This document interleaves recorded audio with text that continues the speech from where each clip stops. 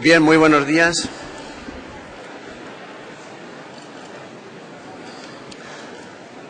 Vamos a intentar recuperar el leve retraso horario y yo lo que voy a pretender es no molestar, porque los dos intervinientes de extraordinaria categoría son los que nos tienen que ilustrar con sus conocimientos. Solo diré que a don Eugenio no hay que presentarle en la abogacía, ni muchísimo menos. Él es el autor de tantos avances en el ejercicio de la profesión durante los años 90 y mi predecesor, el que me enseñó pues todas aquellas cosas que... ¿No se oye? A ver, yo me estoy oyendo muy bien. Ahora eso suena fuerte, bien. Gracias. Como decía don Eugenio Gay, para mí será siempre mi presidente, aunque en este momento es vicepresidente de nuestro Tribunal Constitucional, lo que yo considero la más alta responsabilidad de los juristas españoles. Y Juan Antonio Sion lo presento ya diciendo que para mí es en este momento el mejor jurista de España. Él ha recorrido prácticamente todos los estamentos que hay que recorrer en la Administración de Justicia española para acreditar que efectivamente se conoce a fondo todo. Él ha sido, creo que fue director general del Ministerio de Justicia, fue letrado del Tribunal Constitucional y en este momento preside la Sala Primera del Tribunal Supremo. Y sin más preámbulo, porque insisto, son ellos los que nos tienen que ilustrar. Eugenio, cuando quieras tienes la palabra. Muchas gracias, presidente. Realmente decía que no había que presentarme. Yo me encuentro entre amigos, repaso con la vista la sala y veo queridísimas compañeras y queridísimos compañeros. Es un verdadero honor estar hoy aquí con vosotros.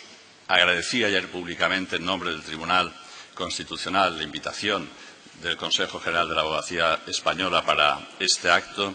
Hoy lo hago muy personalmente, de manera muy particularizada en la persona de nuestro presidente, de Carlos Carnicer, con quien tuve la dicha de trabajar durante todos los años de mi presidencia y antes conjuntamente los dos codecanos. Él fue siempre el vicepresidente segundo durante mi mandato y está realizando una labor extraordinaria al frente de la abogacía española. Otro gran amigo me acompaña en la mesa y convengo con Carlos Carnicer, que es sin duda alguna el mejor jurista de estos momentos.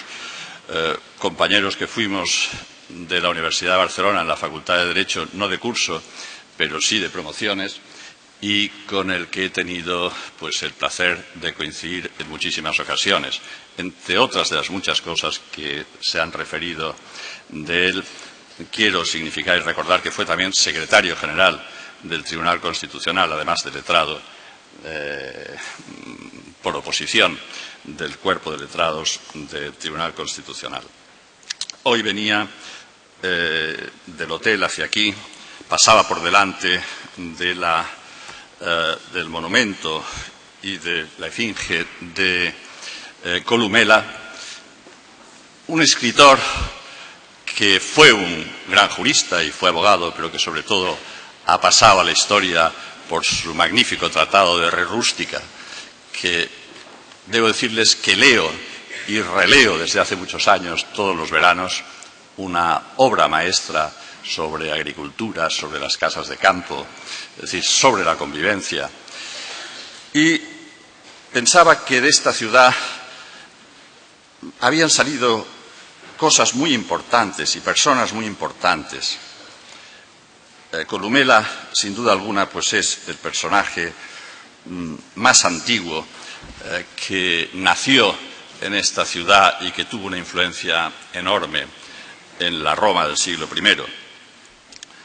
Pero otro acontecimiento extraordinario es la Constitución de Cádiz, la PEPA, la Constitución del 12, y nos reunimos en esta mesa para hablar de una Constitución para los ciudadanos.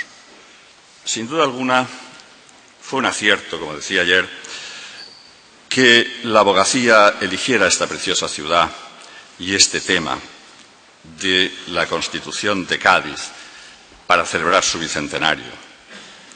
Supuso, sin duda alguna, un punto y aparte en nuestra historia, pero un punto y aparte muy significativo. Se sustituye el privilegio por la voluntad popular como fuente del poder público. Es una Constitución fruto de un gran pacto. El decano hablaba ayer de dos figuras insignes de probablemente los mejores parlamentarios de aquel momento, que fueron Dow, por lo que hoy llamaríamos la derecha, el sector conservador, Argüelles, por el sector liberal, y es el primer gran pacto político celebrado por la ciudadanía. Sería precisamente en la sesión inaugural del 24 de septiembre de 1810, el periodo constituyente tuvo, por tanto, una duración de unos 2 años, estamos en pleno bicentenario, y de allí el primer decreto deja claro que las Cortes son la representación de la nación española, que emerge de esta manera como sujeto político.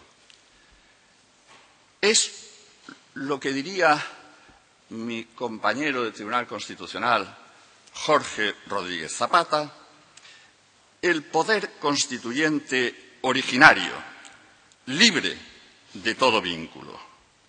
La nación española emerge por sí y por decisión de aquellos que se encuentran en esta ciudad como sujeto político que proclama la soberanía nacional y la división de poderes. Sin duda alguna, esta división de poderes va a ser lo que va a gobernar las democracias a partir de esos momentos revolucionarios y constituyentes a los que ayer se refería nuestro presidente de Virginia, de los Estados Unidos, del 26 de la noche, el 26 de agosto de 1789 en Francia, pero va a darle una relevancia extraordinaria al poder legislativo. Y es lógico que en aquellos momentos esa fuente realmente de los nuevos estados resida en el poder legislativo, depositario de la soberanía nacional. La composición de aquellas Cortes tuvo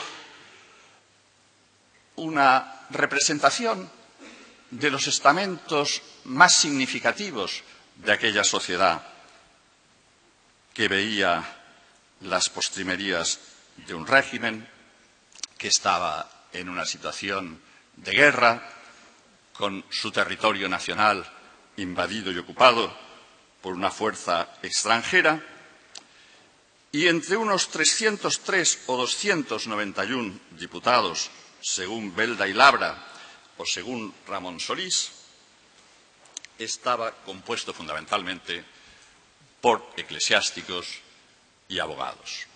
60 abogados, dicen las más precisas, probablemente, de las apreciaciones que han hecho los historiadores. Pero entre los eclesiásticos también había un número importantísimo de abogados, entre ellos su primer presidente, don Ramón Lázaro de Dou y de Bassols, que ejerció la profesión en Barcelona de abogado. Y en esa Constitución, la nación española, en su artículo primero, dice es la reunión de todos los españoles de ambos hemisferios. Los 4 continentes entonces conocidos, la mayor comunidad nacional, una comunidad nacional que se reconoce en los 4 continentes, en los 2 hemisferios y, por tanto, la Constitución de su época más universal de todas ellas. Dirán ustedes que era una utopía. Probablemente, pero era una utopía hacia la que la humanidad ha ido avanzando. Una utopía que será una realidad.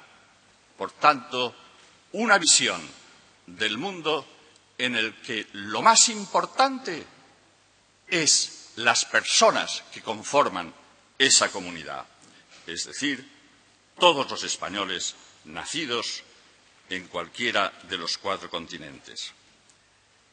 Y en su título 5, de los tribunales y de la Administración de Justicia en lo civil y en lo criminal, veremos que hay una aproximación a lo que debe ser la Administración de Justicia, en lo que deja absolutamente clara la necesidad de la independencia, la necesidad de la predeterminación, la necesidad de la cercanía, la necesidad del recurso, de la revisión. Un título que merece la pena que todos leamos, estudiemos y releamos. Herederos de esa Constitución fueron muchas constituciones, tanto europeas como extranjeras. Es un referente constante, pero es también un precedente de nuestra Constitución de 1978, heredera de Cádiz, pactada también con renuncia de todos los constituyentes, de partes importantes de sus programas políticos e ideológicos, en aras a un consenso en el que cupiéramos todos los españoles que entonces vivíamos, pero también de todos aquellos que tenían que nacer, porque era una Constitución, es una Constitución con vocación de futuro, pero que además tiene otro importantísimo precedente, que es fruto de esa nueva realidad jurídica internacional nacida después de la Segunda Guerra Mundial, epílogo de 3 grandes guerras, la del 70, la del 14, la del 39, que sumieron a la humanidad en una verdadera confusión y que puso sus cimientos en el artículo 1 de la Declaración Universal de los Derechos Humanos de 10 de diciembre de 1948, cuando afirma que la piedra fundamental sobre la que debe edificarse cualquier edificio jurídico es la dignidad de la persona. Aquello que nos hace distintos, singulares, únicos, y que, por tanto, nos hace ver en nuestro semejante, en nuestro igual, a una persona con los mismos derechos, con la misma dignidad, y que, por tanto, está llamando, me gusta llamarlo más, fraternidad, que no solidaridad, porque la solidaridad para nosotros los juristas tiene a veces unas connotaciones incluso mercantiles, societarias. No, nos llama a la fraternidad, como lo vieron claramente aquellos redactores franceses de la calurosa noche del 26 de agosto del 89 al que me refería hace un momento. Esta es nuestra Constitución. Este es el gran pacto. Una Constitución que reconoce derechos, fija principios, organiza instituciones con atención especial a la diversidad ideológica y territorial de España. El primer derecho que reconoce la Constitución española no está en el título primero, sino que está en su título preliminar. Y dice así: la Constitución se fundamenta en la indisoluble unidad de la nación española, patria común e indivisible de todos los españoles, y reconoce y garantiza el derecho a la autonomía de las nacionalidades y regiones que le integran y la solidaridad entre todas ellas. Pero inmediatamente el título primero, en su artículo 10, que va a ser el pórtico de los capítulos que siguen, dice la dignidad de la persona, los derechos inviolables que le son inherentes, el libre desarrollo de la personalidad y el respeto a la ley y a los derechos de los demás, son fundamento del orden político y de la paz social.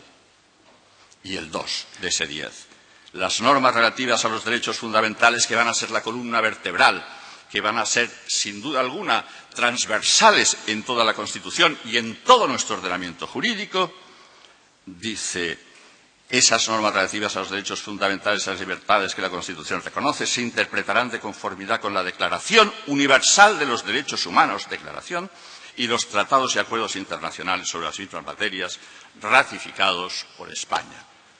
De lo individual a lo internacional, a lo colectivo, a la universalidad, a esa aspiración de los constituyentes de Cádiz, que así lo fijaron en su artículo primero. No es nuestra Constitución un programa, es una norma que vincula a todos los sujetos públicos y privados en su actuación. Y así el artículo 9 nos dirá, los ciudadanos y los poderes públicos están sujetos a la Constitución y al resto del ordenamiento jurídico. Y ya en una muy temprana jurisprudencia de nuestro Tribunal Constitucional dijimos en el año 81 que los preceptos constitucionales no son meros enunciados de carácter programático, son derechos que deben garantizarse y tutelarse directamente por todos los poderes públicos y que vinculan a esos poderes públicos incluso antes de su desarrollo. Es lógico, pues, que esa Constitución dedique un título entero, el título 9, cuando ha diseñado los derechos fundamentales, la administración, las funciones del legislativo, del ejecutivo, del judicial, de la corona. El título 9, que es el título de cierre, lo dedique precisamente a configurar un tribunal constitucional. Un tribunal constitucional que predetermina, que no es predeterminado, por tanto, por la ley, sino predeterminado, que es una de las características de la independencia judicial, por el propio texto constitucional, es decir, por la ley de leyes. Dice el número de magistrados, cómo serán nombrados, entre quién serán nombrados, cómo se renovarán, cada cuánto se renovarán, quiénes tienen legitimación para actuar ante ese tribunal, cuáles son los recursos que se han de interponer, de forma y manera que la ley orgánica del Tribunal Constitucional transpondrá el título 9 de la Constitución, a diferencia de aquello que dice en su título 6 sobre el Poder Judicial, en el artículo 122, que remite a una ley orgánica que predetermina los tribunales de justicia, el funcionamiento de los mismos. Esto, sin duda alguna, hará del Tribunal Constitucional, como ha hecho de otros tribunales constitucionales de nuestro entorno, que sea el constituyente prorrogado, como ocurre en los Estados Unidos, que después de 200, casi 50 años de historia de su Constitución ininterrumpida, el Tribunal Supremo, que tiene esa función constitucional, ha podido ir elaborando un cuerpo de doctrina que, lógicamente, ha ido de alguna manera adecuándose a las necesidades de los tiempos, una doctrina que, sin duda alguna, responde a esa necesidad de seguridad jurídica constitucional que tienen los pueblos y las naciones.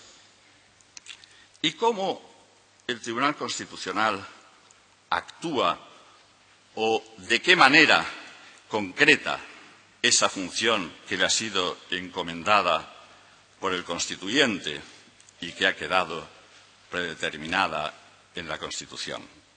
Por una parte, debe interpretar en cada momento cuál es el sentido de los elementos esenciales constitucionalmente recogidos, que sin duda alguna están definidos, como no podía ser de otra manera, de un modo genérico, necesitados, por tanto, de precisión para aplicarlos. Y aquí nace esa doctrina del Tribunal Constitucional. Precisar los contornos del Estado autonómico, puesto que, como decía, consagra un Estado compuesto. Pero no hace más que ese diseño básico, ese título octavo de nuestra Constitución, que ha sido uno de los sujetos de mayor atención por parte del Tribunal Constitucional, y que irán complementando los estatutos de autonomía de las comunidades autónomas y las leyes orgánicas que formarán lo que nosotros conocemos como bloque de constitucionalidad. Es decir, la Constitución no es reglamentista.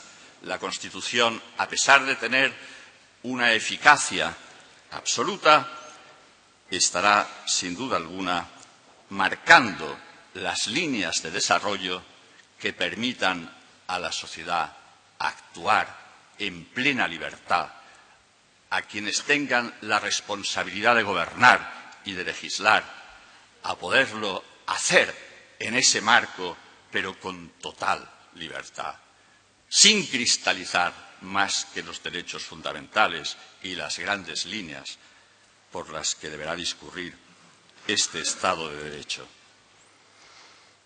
Por otra parte, el carácter normativo de la Constitución quedaría diluido por completo si no hubiera un órgano habilitado para imponer su efectividad. Y ahí está el Tribunal Constitucional, que estando fuera de los tres poderes tradicionales, los controla a los tres: al legislativo, al ejecutivo y al judicial. Dice el artículo 1 de nuestra Ley Orgánica: el Tribunal Constitucional, como intérprete supremo de la Constitución, es independientemente de los demás órganos constitucionales y está sometido solo a la Constitución y a la presente Ley Orgánica. Es único en su orden y extiende su jurisdicción a todo el territorio nacional. Es decir, ha adoptado el sistema concentrado, no el sistema difuso que existía antes de las últimas constituciones o de las constituciones más modernas y que, sin duda alguna, sigue conviviendo con este sistema concentrado al que se acogió nuestro constituyente. Por eso el Tribunal Constitucional parte del principio de presunción de constitucionalidad de todos los actos de los poderes públicos. Todos los que ejercen o ejercemos una función pública hemos jurado nuestra Constitución. Es impensable que el legislador legisle contra la Constitución. Es impensable que el Ejecutivo gobierne desatendiendo a la Constitución. Es imposible que el juez o los jueces no apliquen la Constitución. Si partiéramos de la desconfianza de los órganos políticos y de los órganos que gobiernan las instituciones públicas del Estado, nuestro Tribunal Constitucional, sin duda alguna, no haría ningún servicio al Estado. Por eso es una jurisdicción que ha de ser cautelosa, que no puede ser en ningún caso precipitada. Pero otra nota fundamental de la Constitución del 78 es su afán de ser cumplida y que sus preceptos desplieguen verdaderos efectos para los ciudadanos y para sus empresas, para todos, en su vida diaria, y que los órganos de la jurisdicción ordinaria, integrados en el Poder Judicial, tengan un papel protagonista para asegurar su carácter vinculante, con obligación de aplicar lo que también supone reconocerle a la jurisdicción ordinaria la competencia para interpretarla. Es decir, la Constitución nos obliga a todos. Y en el orden jurisdiccional, desde el juez de instancia hasta el Tribunal Supremo, están sin duda alguna obligados a reparar las vulneraciones, a administrar justicia conforme a la Constitución y, por tanto, a interpretarla, a ser protagonista esencial. Y así, el artículo 53 de nuestra Constitución, en el que mucho tuvo que ver la abogacía, también como en la Constitución de Cádiz, también como en la propia Constitución, y aquí hay en el legislativo excelentes abogados y los ha habido siempre, en el artículo 53, 2, se dice: cualquier ciudadano podrá recabar la tutela de las libertades y derechos reconocidos en el artículo 14 de la sección primera del capítulo segundo ante los tribunales ordinarios por un procedimiento basado en los principios de preferencia y sumariedad. Y, en su caso, a través del recurso de amparo ante el Tribunal Constitucional. Este último recurso será aplicable a la objeción de conciencia. Y, en su caso, es decir, no es al Tribunal Constitucional a quien corresponde reparar esas vulneraciones de los derechos fundamentales recogidos en el título primero, capítulo primero de nuestra Constitución. Es a la jurisdicción ordinaria, es a la jurisdicción. Se quiso de esta manera que tuviera un carácter subsidiario y fue nuestro vicepresidente del Consejo General de la Abogacía Española y decano del Ilustre Colegio de Granada, don Luis de Angulo Montes, senador real en aquellos momentos, quien en una enmienda in voce, padre, por cierto, de nuestro querido Luis Angulo, en una enmienda in voce incluyó en su caso, es decir, esa subsidiariedad que ha sido tan eficaz, para el Tribunal Constitucional y precisamente para la efectividad de los derechos fundamentales. Ha tenido una gran importancia y una gran trascendencia. Ha hecho posible, entre otras cuestiones, que la jurisprudencia de nuestro país encontrase el reconocimiento explícito del Tribunal Europeo de Derechos Humanos, con sede en Estrasburgo, al ser, hasta hace muy poco, el país menos condenado cuantitativa y cualitativamente de los que configuramos el Consejo de Europa. ¿Qué duda cabe? El artículo 123 de la Constitución dice que el Tribunal Supremo, con jurisdicción en toda España, es el órgano jurisdiccional superior en todos los órdenes, salvo lo dispuesto en materia de garantías constitucionales, que es precisamente el Tribunal Constitucional a través de ese recurso de amparo al que antes me refería. Y el artículo 5 de la Ley Orgánica del Poder Judicial también lo recuerda y nos dice que la Constitución es la norma suprema del ordenamiento jurídico y vincula a todos los jueces y tribunales, quienes interpretarán y aplicarán las leyes y los reglamentos según los preceptos y principios constitucionales, conforme a la interpretación de los mismos que resulte de las resoluciones dictadas por el Tribunal Constitucional en todo tipo de procesos.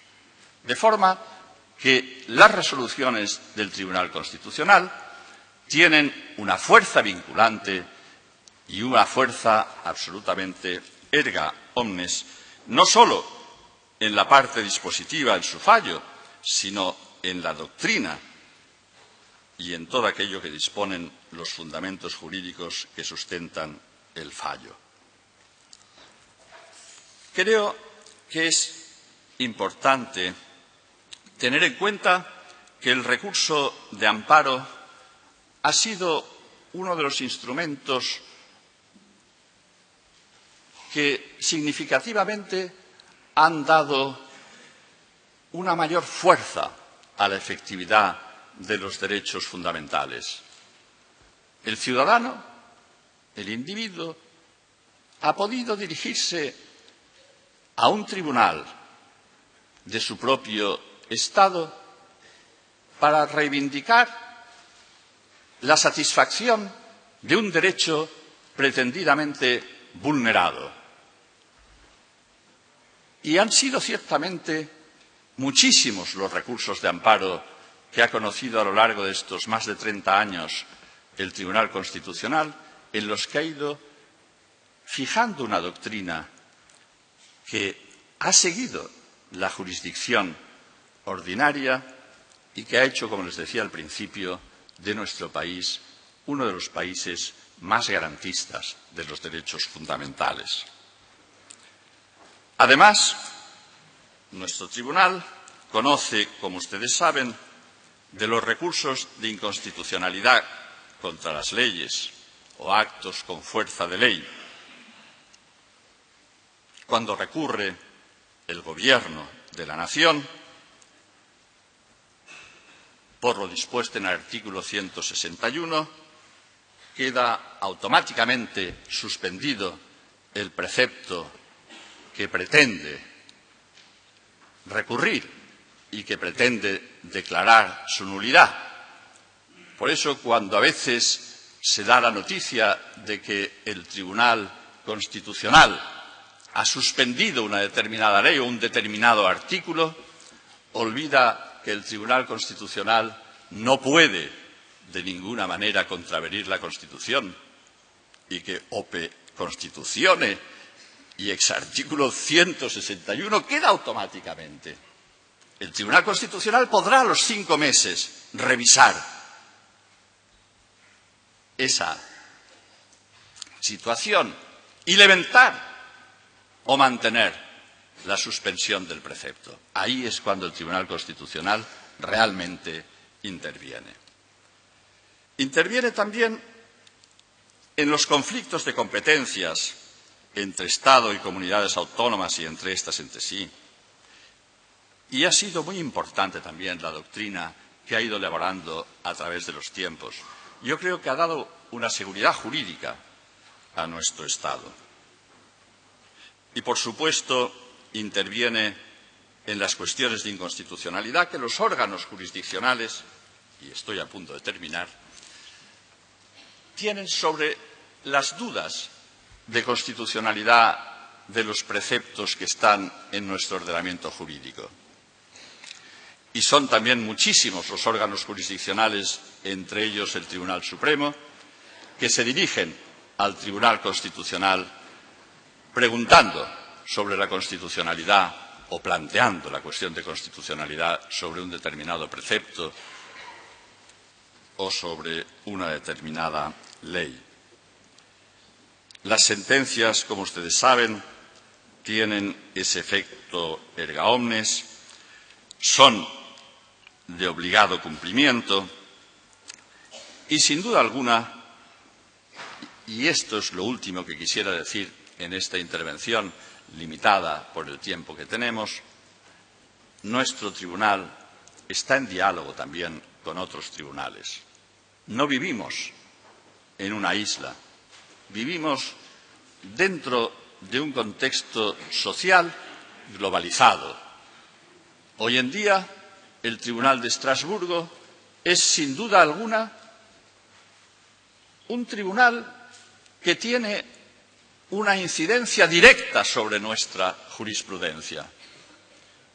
Y se habréis fijado, que así como otros tribunales constitucionales citan doctrina y sentencias de tribunales extranjeros, el Tribunal Constitucional español no cita jamás doctrina de otros tribunales, aunque ciertamente la contrasta, la estudia, la trabaja, la reproduce en ocasiones, pero siempre cita al Tribunal de Estrasburgo, porque el Tribunal de Estrasburgo es un referente y debe ser un referente para construir una nueva sociedad que nos es cada día más imprescindible a los europeos si queremos seguir gozando del estado de bienestar al que se refería ayer el presidente y de unos verdaderos estados donde los derechos fundamentales sean una realidad.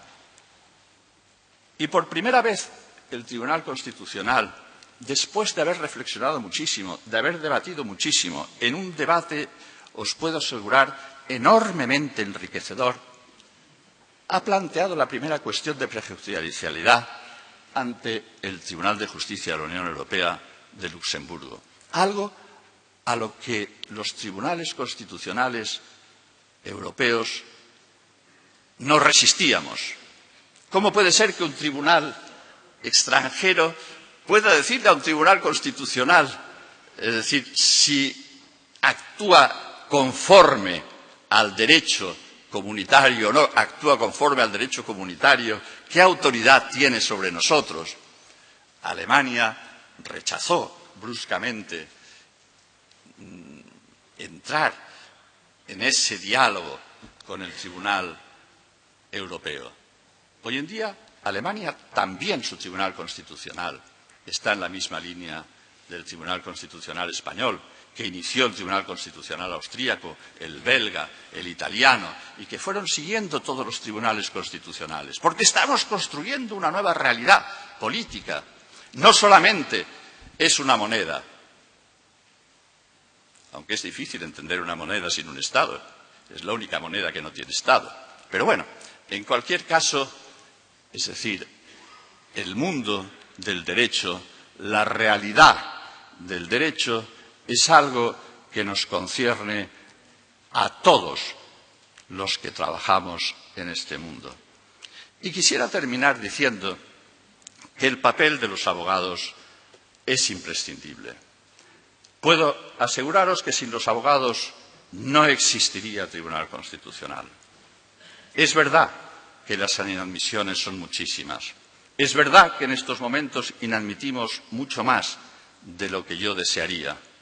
Es verdad que en Estrasburgo hemos pasado, antes del cambio de nuestra doctrina, de 300 asuntos a 900 asuntos por año. Es verdad que las condenas al Reino de España han aumentado. Es verdad que ayer una sentencia, el affair Almenara Álvarez contra España, volvieran a condenar a nuestro país. Porque el Tribunal Constitucional consideró que no tenía interés o que carecía de interés constitucional el tema de la doble instancia penal, sobre el que ya nos habíamos pronunciado. Y el Tribunal de Estrasburgo considera que carezca o no de interés constitucional, hay que reparar la vulneración. Y la Constitución obliga al Tribunal Constitucional a esa responsabilidad. Es la última instancia y, por tanto, está obligado a reparar las vulneraciones. La última instancia. Es importante que los abogados recordemos que el cumplimiento de la Constitución es un deber de todos, pero principalmente de los poderes públicos. Que la predeterminación de los tribunales es una exigencia de su independencia. Que el Tribunal Constitucional está predeterminado por la ley y que tiene unos plazos, el mandato de los magistrados, que garantizan esa independencia y que esos plazos deben de ser escrupulosamente cumplidos por quien tiene la responsabilidad de hacerlo. Y que no hacerlo es incumplir la Constitución, es actuar inconstitucionalmente. Y que, sin duda alguna, esos preceptos, todos los de la Constitución, nos obligan a todos, absolutamente a todos, que el Tribunal Constitucional se puede equivocar, se equivoca, como se equivocan todos los tribunales y como nos equivocamos todos. Pero sin duda alguna es el árbitro. El árbitro que no contesta, no responde, no tiene portavoz. No tiene portavoz, no puede contestar, no debe contestar. Ha de aceptar sin duda alguna la crítica, ha de aceptar la crítica y ha de proteger la libertad de crítica, de opinión y de expresión. Pero también está en la responsabilidad de todos ser conscientes de que estamos construyendo entre todos una sociedad que hace 200 años unas personas a las que se llamaron utópicas sacaron a la luz una Constitución efímera en el tiempo, pero que ha sido una semilla para el derecho constitucional de España y del mundo entero. Muchas gracias.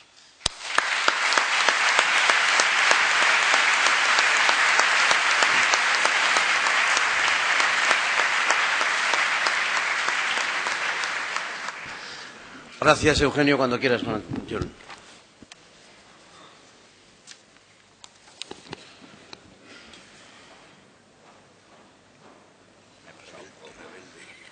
Yo quisiera comenzar con una felicitación y un agradecimiento. Una felicitación al Consejo General de la Abogacía y muy especialmente a la persona de su presidente y de su junta de los miembros de su junta directiva por la extraordinaria organización de este acto. Y un agradecimiento por la invitación, el honor que me han hecho de invitarme a tomar parte en esta impresionante reunión de abogados. El tema legalidad ordinaria, legalidad constitucional, me sugiere, en un día como hoy, en el cual las noticias que nos llegan de Bruselas sobre nuestro sistema financiero no es precisamente las mejores que esperábamos, me sugiere una reflexión acerca de cuál es el papel de los juristas y especialmente de las instituciones jurídicas en relación con nuestra Constitución y en el momento actual, y muy particularmente el papel del Tribunal Constitucional y del Tribunal Supremo y de las relaciones entre ellos. En una, como he dicho, impresionante reunión de abogados, qué gran carga detrás de la palabra abogado existe desde el punto de vista de nuestro sistema constitucional, de nuestro sistema jurídico, de nuestro deseo de defensa de nuestros derechos, nada mejor para empezar que hablar de las decisiones fundamentales que se tomaron en nuestra Constitución, que tomamos los españoles, y que están básicamente en relación con el respeto a los derechos de la persona humana, con el respeto a la voluntad popular y a la expresión de la misma a través de los órganos de soberanía legislativa designados mediante mecanismos democráticos, y una tercera decisión que se plasma en la Constitución, que es la de establecer mecanismos institucionales para hacer efectivo el respeto a los derechos de la persona. Esto sería lo que se suele llamar la parte dogmática de la Constitución, es decir, los fines que se plasman en esa norma fundamental de convivencia. Pero la Constitución tiene también una parte orgánica, que es aquella que establece cuál es el entramado organizativo mediante el cual se van a conseguir estos fines. En la parte orgánica de la Constitución tiene un protagonismo importante los tribunales, el derecho, el ejercicio de la jurisdicción, a través fundamentalmente de tres órganos, que son el Consejo General del Poder Judicial, el Tribunal Supremo y el Tribunal Constitucional. El Consejo General del Poder Judicial, aunque es un órgano muy importante desde el punto de vista del Poder Judicial, no es, sin embargo, un órgano que ejerce funciones jurisdiccionales. Mediante él es un órgano constitucional, por lo tanto, un órgano básico en la economía del sistema constitucional. Lo que se pretende, más que proteger la independencia judicial, que es más bien una consecuencia de su existencia, lo que se pretende es coordinar, compaginar el principio democrático y el pluralismo social y político con la independencia de los tribunales. Como ha dicho el Tribunal Constitucional, en el Consejo General del Poder Judicial se da entrada a las distintas corrientes que existen en el mundo jurídico para formar una institución que, con plena autonomía y con el carácter de órgano constitucional, decidirá en las materias más sensibles desde el punto de vista de la independencia judicial. Centrémonos, por lo tanto, en el Tribunal Supremo y en el Tribunal Constitucional. El Tribunal Supremo es una institución anterior a la Constitución española de 1978 y, sin embargo, la Constitución implica novedades muy importantes, una radical modificación de nuestro sistema jurídico. Recordemos que la Constitución suprime los tribunales especiales, proclama la unidad del Poder Judicial, concibe al Poder Judicial por primera vez prácticamente en nuestra historia como tal, al menos en nuestra historia reciente, como un verdadero poder.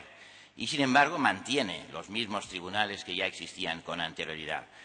Recogiendo un concepto grato a algunos filósofos del justnaturalismo, podemos decir que los tribunales anteriores a la Constitución de 1978 son los mismos que a partir de esta Constitución, pero, sin embargo, no son ya lo mismo. El Tribunal Supremo aparece como un órgano jurisdiccional en todos los órdenes, salvo lo establecido en materia de garantías constitucionales.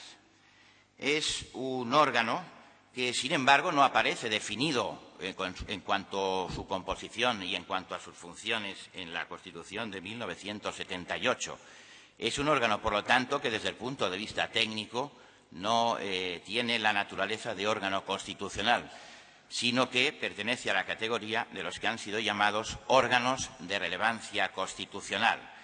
Y está protegido por la técnica que también se conoce en el ámbito de la dogmática constitucional como por la técnica de la garantía institucional, es decir, la que asegura no un contenido concreto o un ámbito competencial determinado de una institución, sino que lo que garantiza son los rasgos básicos de la misma, que deben ser mantenidos, rasgos que, por lo tanto, garantizan, como ha dicho el Tribunal Constitucional, que esta institución sea reconocible en función de las circunstancias de cada momento histórico.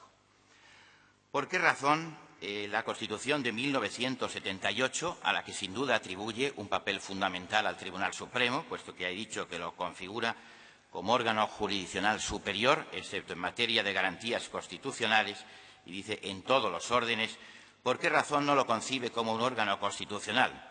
Indudablemente porque arranca de la larga tradición histórica del Tribunal Supremo, que es un órgano que crea precisamente la Constitución de 1812.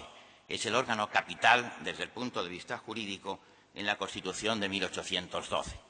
El Tribunal Supremo, creado en la Constitución de Cádiz, no enlaza con la Administración de Justicia histórica, sino que precisamente se crea con la finalidad de establecer una ruptura respecto del antiguo régimen. El Tribunal Supremo se crea, digámoslo directamente, para sustituir y para suprimir, por lo tanto, al Consejo de Castilla, que expresamente en el decreto de 17 de marzo de 1812 se dice que se da suprimido y, por lo tanto, se entiende sustituido por el Tribunal Supremo. Y, además, durante los debates posteriores a la Constitución de 1812, se plantea la cuestión acerca de si los miembros del Consejo de Castilla, que puedan ser, digamos, aceptables desde el punto de vista del nuevo régimen, pueden o no formar parte del Tribunal Supremo. Es un órgano muy especial en aquella época, porque no existía tribunales supremos en Europa. No es, como suele creerse, un tribunal de casación. La casación todavía no tenía una presencia en Francia, no existía un tribunal de casación propiamente dicho. Es un órgano mediante el cual realmente, si examinamos las competencias que le atribuye directamente la Constitución de 1812, que sí regula detalladamente su composición y su funcionamiento, es decir, que el Tribunal Supremo es órgano constitucional de la Constitución de 1812, si analizamos detalladamente sus competencias, vemos claramente que es el órgano al cual esta Constitución confía la garantía jurídica de los principios del Estado liberal. No se le atribuye, como he dicho, un recurso de casación, eso vendrá mucho después, sino que el Tribunal Supremo se crea claramente con la finalidad de hacer efectiva la unidad jurisdiccional, que es uno de los principios fundamentales desde el punto de vista jurídico del Estado liberal, y la unidad de fuero, hacer eficaz, por lo tanto, la supresión de los privilegios. Y, finalmente, es un tribunal mediante el cual pretende combatirse la arbitrariedad y la corrupción existente en el Poder Judicial, puesto que se establece un procedimiento, el recurso de nulidad, mediante el cual se declara la responsabilidad de los tribunales que hayan faltado esencialmente al cumplimiento de sus deberes. Lo que ocurre es que el Tribunal Supremo, a lo largo de la historia del siglo XIX, pues sufre evidentemente un curso tan accidentado como el de nuestra historia en este siglo. Es un tribunal, como he dicho, que se crea en el año 1812, pero se suprime en el año 1814. Volverá después a restablecerse en el año 1820 y a suprimirse en el año 1833, para nuevamente constituirse en el año 1834. Si ustedes van asociando las fechas con nuestros periodos históricos, no les pasará inadvertido el hecho de que los momentos en que se suprime el Tribunal Supremo no son precisamente los momentos en donde triunfa el Estado liberal, sino todo lo contrario. Es decir, que la historia del Tribunal Supremo está asociada a la historia de la vigencia efectiva de la Constitución de 1812, es decir, del Estado liberal. Por otra parte, el Supremo va sufriendo también una alteración en cuanto a sus sedes, que va pasando de Cádiz, Sevilla, Madrid y en distintos edificios, y es, por lo tanto, en esta época al menos, un símbolo, un recordatorio de nuestra atormentada historia en este punto. A lo largo del siglo XIX, sin embargo, el Tribunal Supremo se va asociando por mimetismo al modelo francés del Tribunal de Casación, y esta evolución se concreta ya de manera definitiva en la Ley Provisional Orgánica del Poder Judicial de 1870, que es la ley que introduce también el principio de carrera judicial, es decir, profesionaliza el ejercicio de la función judicial y establece ya de una manera definitiva el recurso de casación. Por lo tanto, el Tribunal Supremo quedará convertido en un tribunal, fundamentalmente en un tribunal de casación. Pero no debemos olvidar, creo yo, ese papel fundamental que tiene el Tribunal Supremo como órgano constitucional de la Constitución de 1812, cuyo modelo único en realidad es el Tribunal Supremo norteamericano. Sin duda, a través de la influencia de los diputados de ultramar, es como se concibe la idea de crear lo que llama la Constitución de 1812, siguiendo la denominación del Tribunal de los Estados Unidos, Supremo Tribunal de Justicia, recuerden ustedes, Supreme Court en los Estados Unidos, y este será el tribunal, insisto, que más adelante quedará asociado a un tribunal de casación por la directísima influencia que a lo largo del siglo XIX tiene el sistema francés. Y pasemos ahora al Tribunal Constitucional. El Tribunal Constitucional es el órgano constitucional de la Constitución de 1978 que desempeña un papel fundamental desde el punto de vista de nuestro sistema jurisdiccional. Es un órgano que tiene como finalidad, es decir, que se concibe al margen del Poder Judicial y que se concibe bajo el sistema o aplicando el sistema de, como ha dicho el vicepresidente del Tribunal Constitucional, de control concentrado de la constitucionalidad de la ley. Es decir, la Constitución de 1978 confía la última protección de los derechos fundamentales a través del recurso de amparo constitucional y el control de la constitucionalidad de las leyes a un órgano distinto de los tribunales ordinarios, pero que además aparece expresamente, radicalmente, podemos decirlo, separado del Poder Judicial. ¿Cuál es la razón de esto? Pues, por una parte, una razón, podemos decir, de carácter doctrinal, de carácter dogmático, el que en nuestro sistema constitucional se asimila mal el sistema de control difuso de las leyes, que es propio del sistema anglosajón, es decir, la posibilidad de que cualquier tribunal ordinario deje de aplicar una ley porque sea contraria a la Constitución, y se propugna en toda Europa, y nosotros seguimos esta corriente, el sistema que atribuye a un solo órgano, por eso se llama control concentrado de constitucionalidad, la declaración de inconstitucionalidad de las leyes. Evidentemente, este órgano se intenta darle una sensibilidad más política, en el sentido más noble de la palabra, por cuanto, como dice, por ejemplo, el filósofo argentino Nino, se trata de que sus miembros sean nombrados por los órganos representativos, por el Parlamento, que tengan una duración temporal con la finalidad de que la sensibilidad jurídica del Tribunal Constitucional esté más próxima al principio democrático, es decir, a las evoluciones que va sufriendo la sensibilidad democrática de un país en cada momento determinado. Esto es uno de los fundamentos del control concentrado y por eso son en muchas ocasiones tan injustas esas críticas sin distinciones y sin matizaciones de politización del Tribunal Constitucional. Por otra parte, el hecho de que se creara radicalmente al margen del Poder Judicial probablemente tiene también relación con el hecho o con las circunstancias en que se desenvolvió una importante etapa de nuestra historia político-constitucional, la que se conoce con la denominación de transición. Porque en la transición el Gobierno que estaba llevando a cabo aquella delicada y arriesgada operación político-constitucional trató de que el Tribunal Supremo de Justicia, sancionara, por así decirlo, la legitimidad del nuevo sistema mediante una operación que tenía no solamente una carga real evidente desde el punto de vista jurídico, político y constitucional, sino también una carga simbólica importante en nuestra historia, como era la legalización del Partido Comunista.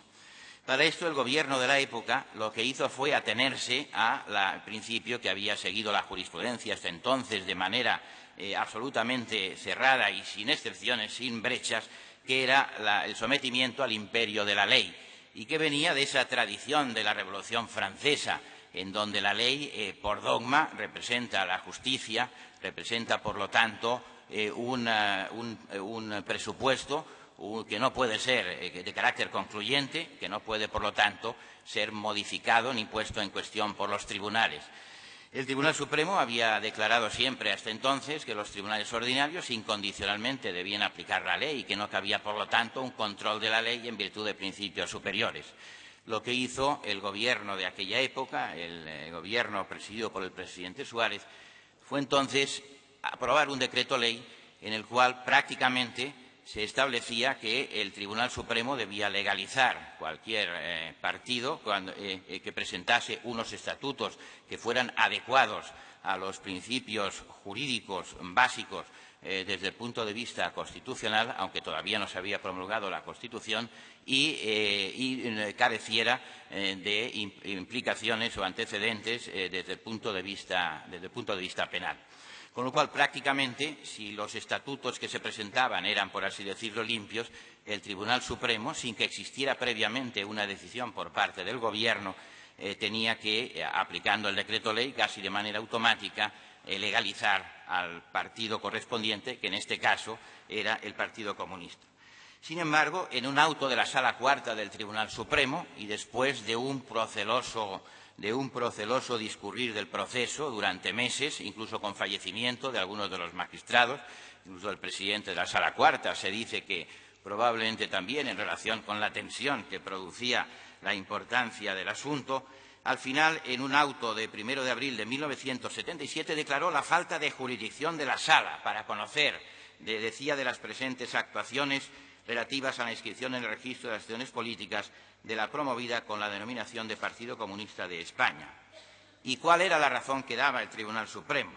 Decía que, literalmente, en su esfera jurisdiccional pudieran incidir los preceptos contenidos en los artículos 1, números 1 y 2 del Real Decreto Ley precedentemente mencionado. Es decir, decía que el decreto ley afectaba a la esfera jurisdiccional y la conclusión que obtenía era que era exclusivo de la potestad administrativa el acto decisorio, decía, que se le solicitaba, es decir, la legalización de un partido político. Por primera vez, pues, el Tribunal Supremo rechazaba la aplicación de un decreto ley, es decir, de una norma con fuerza de ley, en virtud de principios superiores. Y en este caso, además, no era ningún principio ligado, por así decirlo, con los derechos del hombre, sino que era el carácter exclusivo de la potestad administrativa respecto de cuestiones que podemos llamar jurídico-constitucionales. Se dice que esto influyó de manera decisiva en la configuración que se hizo del Tribunal Constitucional en la Constitución, que, insisto, se concibe estrictamente como un órgano jurisdiccional, Hoy día, afortunadamente, nadie lo discute. Sí se discutía en los primeros momentos, cuando se promulgó la Constitución.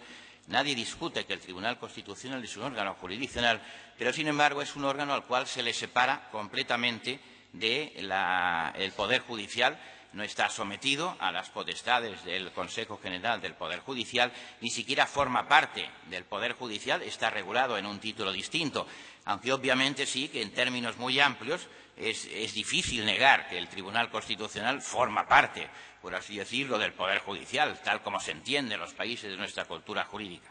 Pero, insisto, en nuestra Constitución el Tribunal Supremo es un órgano que está fuera del Poder Judicial, tal como se articula en la Constitución. Esto, evidentemente, pues ha producido problemas a lo largo de estos años, desde la promulgación de la Constitución, de relaciones entre el Tribunal Supremo y el Tribunal Constitucional. Recordaré algunas de las críticas que se han hecho, de los problemas que se han manejado y que veremos cómo creo que están en vías de una solución positiva, aunque la solución evidentemente no puede ser definitiva, porque siempre la existencia de los dos órganos planteará la necesidad de una correcta articulación entre ellos, pero sí en vías, creo, de unas soluciones más aceptables, por así decirlo. Se ha dicho, por una parte, que el Tribunal Constitucional se ha convertido en una instancia universal, en una especie de recurso de casación o revisión universal. Se ha dicho también que el número excesivo de recursos de amparo hace que el Tribunal Constitucional prácticamente se dedique solamente a los recursos de amparo y que entonces su principal función, que obviamente es la relacionada con la declaración de el examen de la constitucionalidad de las leyes, pues se retrase enormemente. Hoy, efectivamente, pues tenemos procesos de inconstitucionalidad que tardan más de 10 años en resolverse. Se ha dicho también que el Tribunal Constitucional, en los últimos tiempos, en los recursos de amparo, prácticamente lo que hace es repetir una doctrina constitucional que ya es repetida, reiterada y que en realidad ha sido asumida plenamente por los tribunales ordinarios y que, por lo tanto, en realidad no es sino una última instancia para corregir los posibles errores de los tribunales. Y, finalmente, se ha puesto de manifiesto la existencia de incidentes que a veces se producen entre el Tribunal Supremo y el Tribunal Constitucional, hasta tal extremo que algún autor ha hablado de la existencia de una guerra de las Cortes, a semejanza de la guerra delle Corti en Italia, entre también la Corte di Cassazione y la Corte Constitucional. Y se han hecho propuestas para solucionar estos problemas, es decir, y que están todavía vivas en la doctrina. Propuestas para tratar de que estos incidentes o estas tensiones, que se estima que en algunos casos, y yo creo que efectivamente así es en algunos casos, pues alcanzan cotas excesivas, aunque es bueno que exista una tensión entre todos los órganos del Estado y los órganos jurisdiccionales del Estado, se han propuesto, digo, algunas soluciones. Yo creo que algunas de ellas pues, tienen una cierta apariencia falaz. Por ejemplo, quienes pretenden resolver esta cuestión sobre la base de un principio de jerarquía. Es evidente que el artículo 123 de la Constitución utiliza implícitamente el principio de jerarquía al hablar del Tribunal Supremo como órgano superior en todos los órdenes, y excepto en materia de garantías constitucionales. Obviamente está atribuyendo la superior jerarquía al Tribunal Constitucional. Sin embargo, yo creo que en el siglo XXI intentar resolver problemas de articulación entre diversos tribunales dentro o fuera de un país con el principio de jerarquía es una vana tarea, porque creo que hoy día el derecho se concibe como una tarea mucho más complicada, una tarea en la cual participamos no solamente los juristas, sino toda la sociedad, a través de un debate deliberativo en la cual se van formando los conceptos y se van, por así decirlo, densificando los derechos. La jurisprudencia se describe hoy como algo casi ajeno al principio jerárquico, como la interpretación judicial del proceso continuo de transformación del derecho llevada a cabo por todos los agentes sociales. Insisto, no solamente, aunque estén en un papel evidentemente preponderante, los abogados que plantean las cuestiones, sino también los teóricos que reflexionan sobre ellas y la propia sociedad que critica las decisiones judiciales y que, por lo tanto, pues plantea sus propias interpretaciones en relación con esta materia. Por eso puede decirse que algo parecido sucede con la jurisprudencia constitucional. Un constitucionalista francés, Dominique Rousseau, que no es evidentemente el Rousseau histórico, lo que dice es que un enunciado normativo constitucional, un enunciado de la Constitución, se construye a través de una relación compleja entre todos aquellos que hacen uso de él. En este sentido, dice, la justicia constitucional es uno más de los actores del juego. Es decir, el Tribunal Constitucional no dispone de los enunciados constitucionales, sino que pronuncia cuál es el correcto contenido de los enunciados constitucionales, pero a través de esa formación, de esa participación deliberativa que tienen todos los agentes jurídicos. Otra propuesta que se ha hecho es la división formal de competencias y la creación de vías previas. Se han propuesto algunas fórmulas que a mí me parece que son difícilmente compatibles con la Constitución, pero que todavía hoy a veces se mantienen, como es la supresión del recurso de amparo o bien reducir el recurso de amparo a derechos que no sean los del artículo 24 y 25 de la Constitución. Son fórmulas que propiamente pueden tener algún apoyo en esa expresión, en su caso, del artículo 53.2 de la Constitución. Pero yo creo que hoy por hoy, tal como ha evolucionado la conciencia constitucional, que yo creo que tiene un papel decisivo en la interpretación de la constitucionalidad de las leyes, sería difícilmente compatible, entiendo yo, con nuestra Constitución. Y se ha tratado también de establecer filtros procesales u organizativos. Por ejemplo, uno de ellos importante, el que establece la Ley 6/2007, mediante el establecimiento del incidente de nulidad de actuaciones como paso previo al recurso de amparo constitucional. Yo creo, sin embargo, que este incidente de nulidad de actuaciones se ha quedado a medio camino, porque no ha llegado, no puede considerarse que sea realmente una vía judicial de amparo, que es lo que ordena el artículo 53.2 de la Constitución, y, por lo tanto, no acaba de cumplir con los requisitos necesarios para desempeñar este papel. Por otra parte, finalmente, se ha establecido también en la Ley de 2007 de modificación del Tribunal Constitucional un mecanismo para impedir que las resoluciones del Tribunal Constitucional puedan ser dejadas sin efecto por los tribunales ordinarios, al decir que las resoluciones del Tribunal Constitucional no podrán ser enjuiciadas por ningún órgano jurisdiccional del Estado. Esto, aparte de ser una cosa obvia, sin embargo, tampoco satisface cuando se trata de regular o de establecer una dimensión adecuada para el recurso de amparo, los problemas que plantea esa acumulación excesiva de recursos de amparo.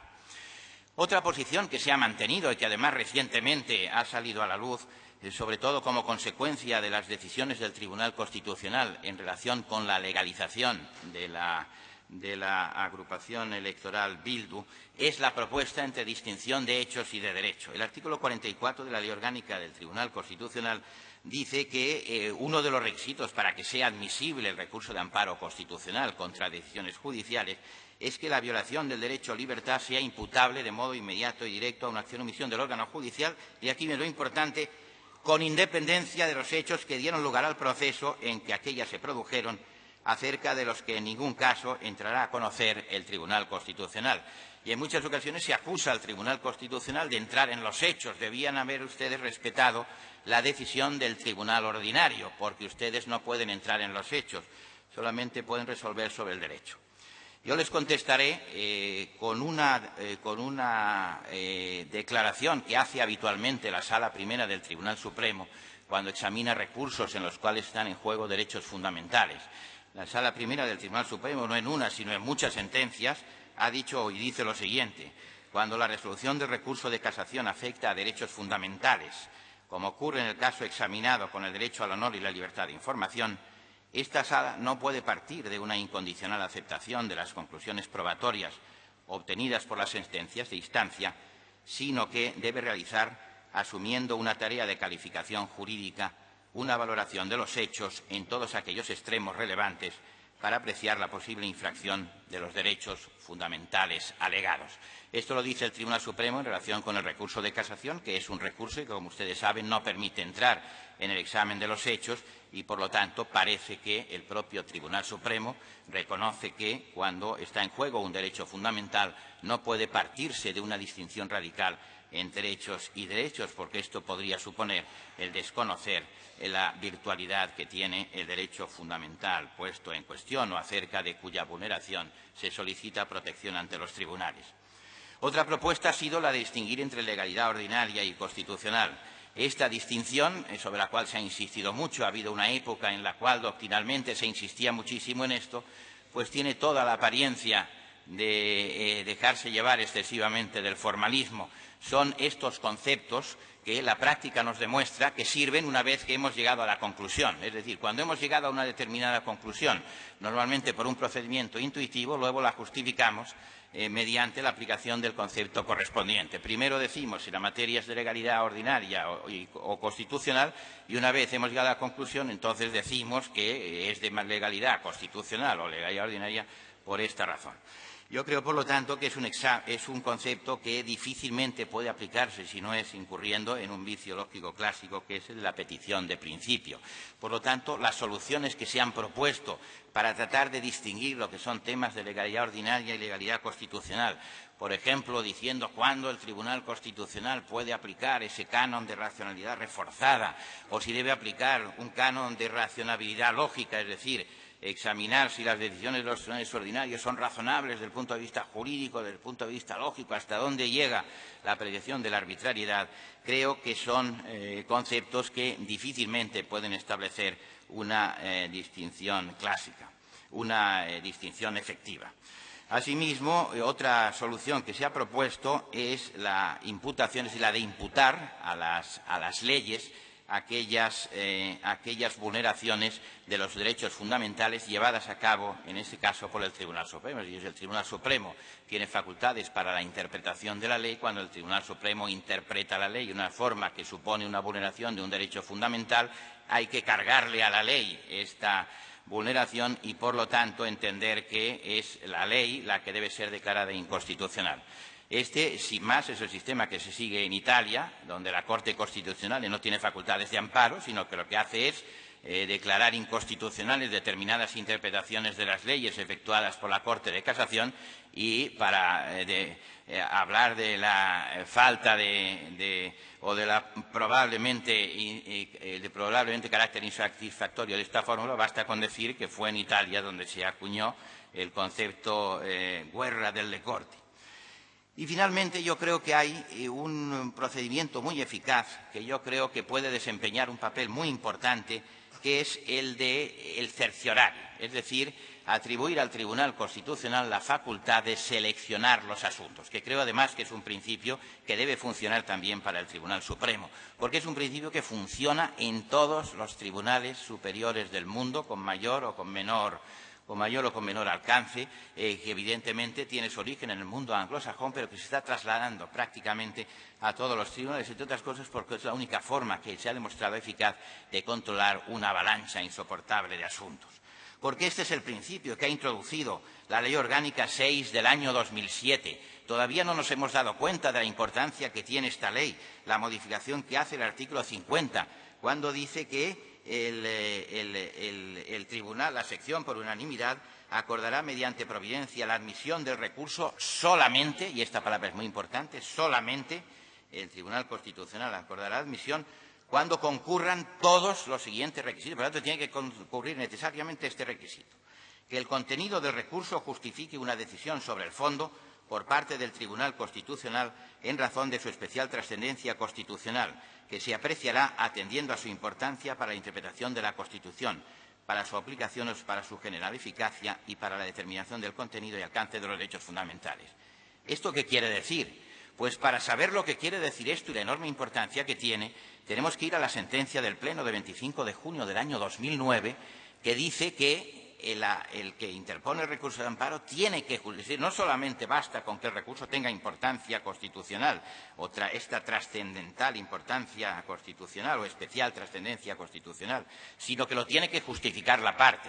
La falta de justificación es ya un requisito. Y, por otra parte, esa especial trascendencia constitucional solo se da en determinados casos que enumera esta sentencia, aunque dice que no con carácter exhaustivo. Que no haya doctrina del Tribunal Constitucional, que el Tribunal Constitucional crea necesario cambiar su doctrina, que la vulneración proceda directamente de una ley o de una disposición normativa, que haya una reiterada interpretación jurídica, no una sentencia, no una reiterada interpretación jurisprudencial que se entienda que vulnera un derecho fundamental, o que haya una negativa manifiesta de un órgano de la jurisdicción ordinaria a aplicar la doctrina del Tribunal Constitucional, o que se trate de una cuestión jurídica de relevante y general repercusión social o económica o política. Y por si a alguien le quedara dudas acerca de esto, el propio Tribunal Constitucional, en esta sentencia a la que acabo de referirme, dice que para la admisión del recurso de amparo no es suficiente la mera lesión de un derecho fundamental o libertad pública del recurrente tutelable en amparo. Es decir, no basta con que se demuestre que hay una lesión de un derecho fundamental. Además, es indispensable la especial trascendencia constitucional del recurso, es decir, que se halle en alguno de estos casos. Y, efectivamente, cuando observamos las más recientes resoluciones del Tribunal Constitucional, por ejemplo, la que acaba de aparecer un día de estos en la última colección en el Boletín Oficial del Estado, se observa cómo los recursos de amparo se proyectan siempre sobre temas que son especialmente significativos desde los puntos de vista a los cuales acabo de referirme. Por ejemplo, la condena en apelación sin vista, pues ahí es necesario que haya una doctrina del Tribunal Constitucional. La sustitución de la sanción de multa por la sanción de expulsión en algunos casos es otra de las sentencias recientes sobre las que se proyecta la decisión. La vulneración del derecho a la intimidad por ruidos domésticos también es otra decisión, la cual evidentemente el Tribunal Constitucional sienta criterios que servirán de orientación para los tribunales ordinarios. Porque yo, en definitiva, y para terminar, creo que para resolver el problema de las relaciones entre el Tribunal Supremo y el Tribunal Constitucional debe existir un diálogo entre ambos tribunales dentro de ese proceso al que se refiere Dominique Rousseau de construcción deliberativa del derecho por todos los agentes jurídicos. Es necesario que los tribunales ordinarios, y especialmente el Tribunal Supremo, respeten las decisiones y los criterios sentados por el Tribunal Constitucional en la interpretación de la Constitución y también en la determinación del alcance de los derechos fundamentales. Y, al mismo tiempo, es necesario que el Tribunal Constitucional reconozca la jurisprudencia del Tribunal Supremo, como ha dicho Mangiamelli, como expresión de la realidad viva del derecho en la que se concreta la significación específica de la ley y, por otra parte, reconozca el papel que, como ha dicho el vicepresidente del Tribunal Constitucional, recordando o invocando el artículo 53 de la Constitución, corresponde a los tribunales ordinarios como la instancia ordinaria de protección de los derechos y libertades fundamentales. Muchas gracias por su atención.